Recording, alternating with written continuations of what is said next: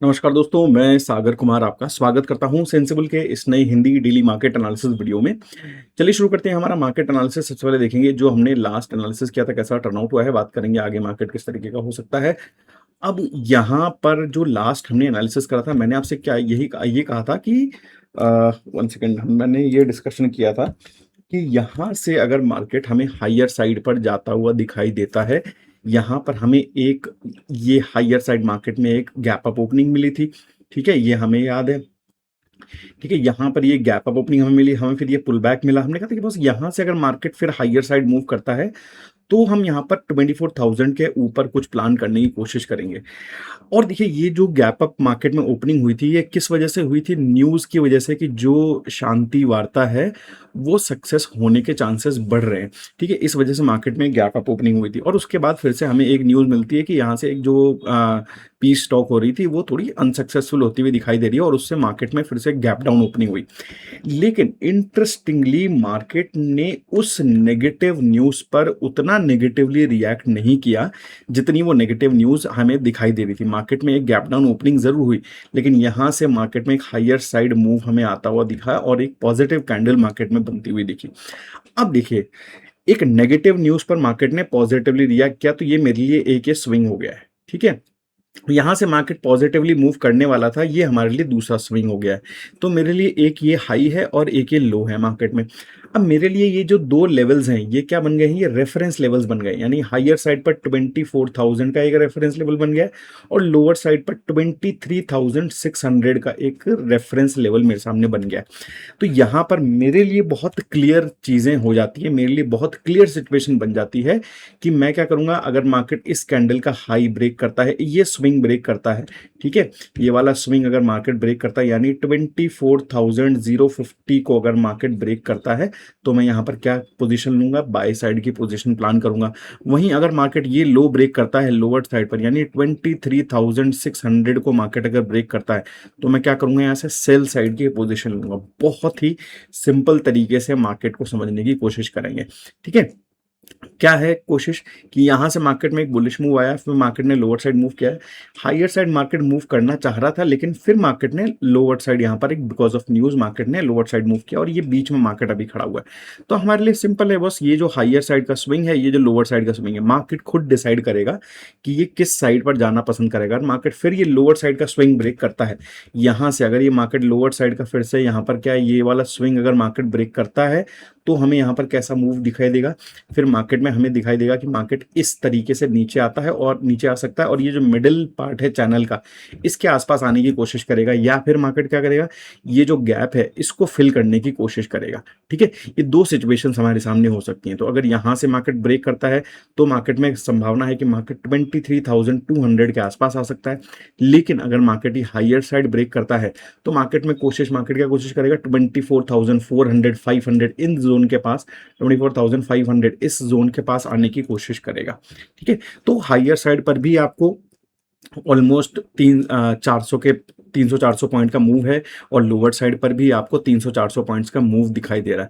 तो केवल अभी आप क्या करिए, वेट करिए, थोड़ा सा मार्केट को डिसाइड करने दीजिए, मार्केट को ब्रेक करने दीजिए, या तो हायर साइड पर या फिर लोअर साइड पर। उसके बाद ही आप कोई डिसीजन यहाँ पर बनाइएगा। वही सिमिलर एनालिसिस हम बैंक निफ्टी के लिए भी रखेंगे। बैंक निफ्टी में भी हमें एक हायर साइड पर लेवल दिखाई दिया जो कि है 56,000 का। ठीक है, और लोअर साइड जहां से मार्केट ने स्विंग सपोर्ट लिया है वो है 55,500 का। तो अगर 55,500 के मार्केट नीचे मूव करता है तो हम यहाँ पर सेलिंग प्लान करेंगे और एक्सपेक्टेशन हमारी होगी कि मार्केट इस गैप को फिल करने के लिए आएगा विच इज नियर अबाउट 53,000। ठीक है, 53,000 तक हमें ये टारगेट देखने को मिल सकता है। और यहाँ से 56,000 से अगर मार्केट ऊपर मूव करता है तो ये जो प्रीवियस सपोर्ट जोन है यानी 58,000 तक मार्केट यहाँ पर मूव कर सकता है। यानी यहाँ पर भी आपको हायर साइड पर अराउंड 1500 से 2,000 पॉइंट का इजीली मूव दिखाई दे रहा है और लोअर साइड पर भी आपको 1,500 के आसपास का पॉइंट्स का मूव दिखाई दे रहा है।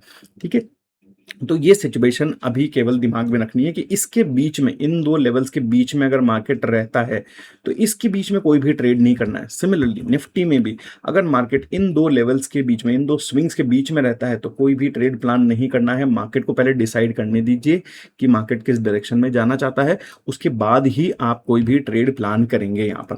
ठीक है, आई होप इतना चीजें हमारे सामने क्लियर हो गई हैं। अगर ओपन इंटरेस्ट देखेंगे तो 24,000 पर एक स्ट्रॉन्ग रेजिस्टेंस दिखाई दे रहा है, जो कि हमारा लेवल भी है, जहां पर हमने देखा हुआ है कि मार्केट हमारे पास जो चार्ट में स्विंग है वो भी 24,000 का है। और लोअर साइड पर जो सपोर्ट है वो 23,800 पर है। फिर उसके बाद मार्केट में 23,500 पर, यानी 23,500 यानी जो बड़ा सपोर्ट है वो यहाँ कहीं पे दिखाई दे रहा है। ठीक है, यानी जो हमने दो स्विंग्स मार्केट में डिसाइड करे हैं उन्हीं के आसपास ओपन इंटरेस्ट पर भी सपोर्ट और रेजिस्टेंसेस दिखाई दे रहे हैं। तो इन दो लेवल्स को हमें थोड़ा ध्यान में रखना है। जब तक कि मार्केट इन लेवल्स के बीच में ट्रेड कर रहा है आपको कुछ भी प्लान करने की जरूरत नहीं है। Stay out of the trade, यहां से जितना बाहर रहेंगे ट्रेड से उतना अच्छा है। ठीक है, वहीं हम अगर बैंक निफ्टी का ओपन इंटरेस्ट एनालिसिस करते हैं तो 55,000 पे एक ओपन इंटरेस्ट दिखाई दे रहा है 56,000 पर, यानी एक 56,000 पर यहाँ पर एक ओपन इंटरेस्ट दिखाई दे रहा है और दूसरा 55,000 यानी यहाँ कहीं पे एक ओपन इंटरेस्ट दिखाई दे रहा है। तो हम यहाँ पर सेफ्टी के लिए 56,000 हायर साइड पर हमारे जो स्विंग सपोर्ट है वो भी ठीक दिखाई दे रहा है, लेकिन लोअर साइड पर 55,500 को हम प्लान करेंगे। उसके नीचे अगर मार्केट मूव करता है तो ही हम यहाँ पर कोई बड़ा ट्रेड प्लान करेंगे। ठीक है, अगर एफआईआई डेटा देखा जाए, एफआईआई और प्रो डेटा देखा जाए, पार्टिसिपेंट डेटा देखा जाए, तो एफआईआई की जो नेट पोजीशन है वो अभी भी नेगेटिव ही चल रही है। कोई भी ऑप्शंस में बड़ा चेंज नहीं है, फ्यूचर्स में भी कोई बड़ी चेंज नहीं है, लेकिन एक यहाँ पर दिखाई दे रहा है ये जो फ्यूचर्स की पोजीशन है वो थोड़ी कम होती हुई, हमें नेगेटिव पोजीशन है वो कम होती हुई दिखाई दे रही है। सिमिलरली ऑप्शंस की जो नेगेटिव पोजीशन है वो भी कम होती हुई दिखाई दे रही है, लेकिन जो पुट की साइड है वहां पर अभी भी मार्केट में इन्होंने कंसिस्टेंटली नेगेटिव पोजीशन ही बना रखी है। प्रो की अगर आप बात करेंगे तो प्रो धीरे धीरे थोड़ा बुलिश साइड पर जाता हुआ दिखाई दे रहा है। यहाँ पर थोड़ा नेगेटिवनेस थी, उसके बाद ये पोजीशन इन्होंने हटाई, कॉल की पोजीशन बढ़ाई, अभी कॉल की पोजीशन और बढ़ाई है, पुट की पोजीशन थोड़ी घटाई है। तो यहाँ पर इस जगह पर आज के दिन पे ये जो प्रो है वो थोड़ा पॉजिटिव पॉजिटिव साइड पर सोचने की कोशिश कर रहे हैं।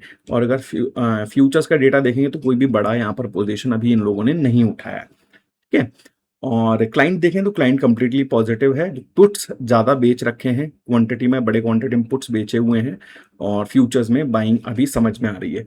तो देखो अभी हमारे मेरे हिसाब से तो जो मुझे सिचुएशन यहाँ पर दिखाई दे रही है चार्ट्स के ऊपर, ओपन इंटरेस्ट के ऊपर, उससे तो यही समझ में आ रहा है कि बड़े गैप अप होने के बाद मार्केट ने अपने आप को सस्टेन किया है। हायर साइड पर एक नेगेटिव न्यूज के बाद भी मार्केट ने अपने आप को सस्टेन किया है। ठीक है, तो ये एक पॉजिटिव, ये जो है ये पॉजिटिव सिग्नल तो दे रहा है। ठीक है, अब ये पॉजिटिव सिग्नल आगे कैरी फॉरवर्ड होगा नहीं होगा ये हमें कैसे पता चलेगा कि मार्केट अपने स्विंग्स को ब्रेक कर रहा है या नहीं कर रहा है। अगर हायर साइड स्विंग्स को ब्रेक करता है तो हम यहाँ समझ जाएंगे कि हाँ ये पॉजिटिव सिग्नल को कंटिन्यू कर रहा है हायर साइड पर, और यहाँ पर अगर ये लोअर साइड स्विंग को ब्रेक करता है तो हम समझ जाएंगे बस ये पॉजिटिव सिग्नल किस में कन्वर्ट हो गया है, ये नेगेटिव सिग्नल में कन्वर्ट हो गया है अभी। तो इस चीज का थोड़ा सा हमें ध्यान देना पड़ेगा। दो स्विंग्स है हमारे पास 24,000 और 23,600। 24,000 के ऊपर हम बाइंग के लिए सोच सकते हैं और 23,600 के नीचे हम सेलिंग के लिए सोच सकते हैं। इसके बीच में कोई भी ट्रेड प्लान नहीं करना है। ठीक है, तो दोस्तों ये था मेरा निफ्टी बैंक निफ्टी का बहुत ही short and sweet analysis. I hope ये आपको पसंद आया होगा।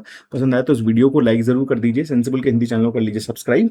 हमेशा की तरह अपने कैपिटल को बचा के ट्रेड करिए, स्टॉप लॉस के साथ ट्रेड करिए, हेज के साथ ट्रेड करिए, and have a safe and happy trading with Sensibull. Bye bye.